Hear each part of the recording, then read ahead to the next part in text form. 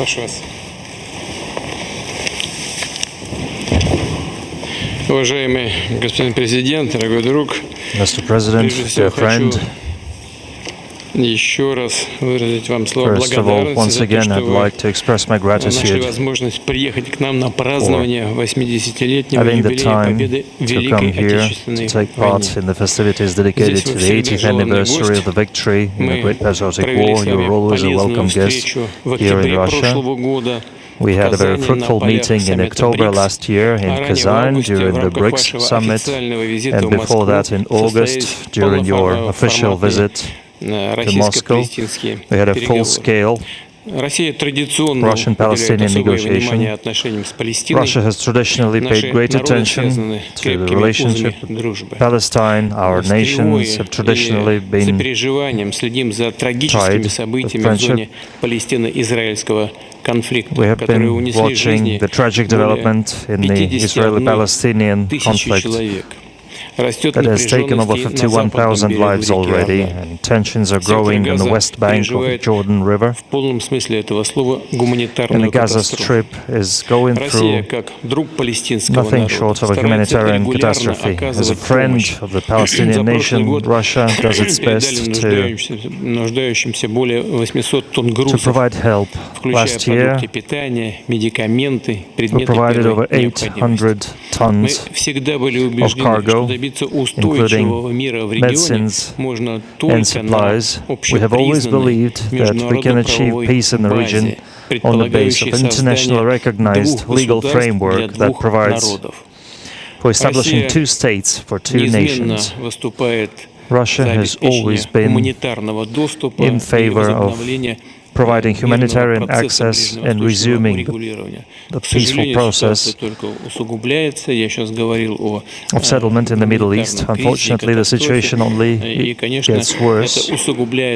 This humanitarian crisis is only exacerbated by decisions to deny any humanitarian aid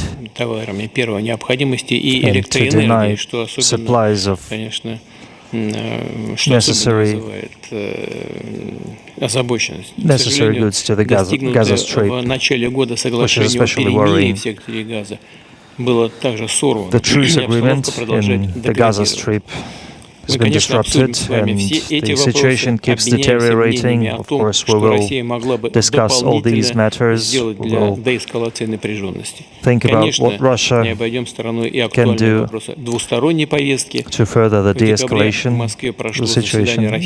Last December, Moscow hosted a session of the Russian-Palestinian Intergovernmental Commission, where we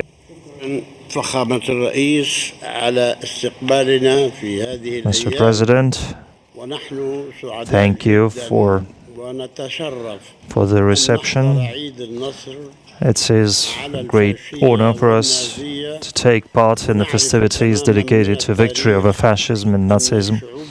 We know very well from history that the people of the Soviet Union paid an enormous price to achieve victory. So we should all celebrate this victory with you, and to us it is a great honor. It is a victory for our nation as well. Also, Mr. President, we thank the Russian Federation for its unwavering position in support of Palestine, for its support in political and economic sphere. We know very well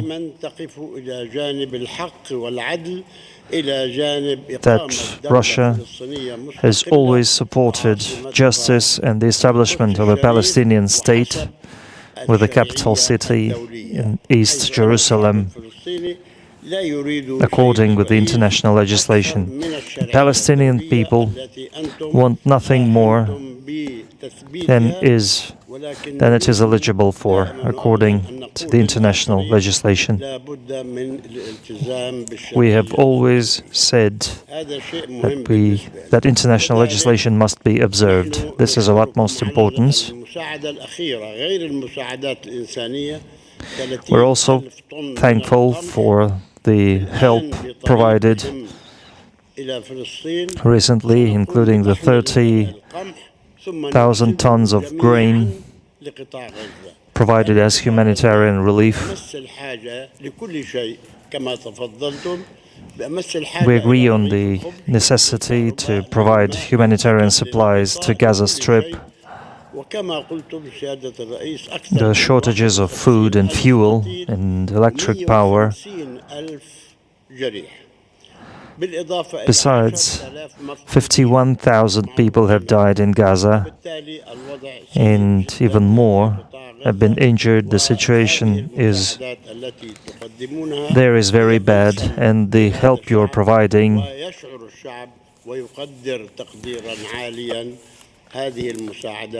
is very valuable for our people.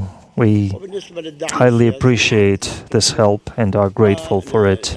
As for the political sphere, we know and welcome Russia's position. We are currently going through a very tough situation related to the military situation on the west bank of the Jordan River. We want the fire to cease. We would like to see humanitarian issues resolved. And another important issue, we are against relocating Palestinians outside Palestine, as President Trump said. We don't want the Middle Eastern Riviera created in the Gaza Strip. This plan is unacceptable. We reject it and we cannot accept it. We have also heard of ideas of American administration in Gaza. We strongly oppose this idea as well, and we have informed the Americans of that as well. Neither Americans nor any other nation can rule Gaza. We want to get back to the Gaza Strip, and we want Palestinian administration to be in control of the Gaza Strip.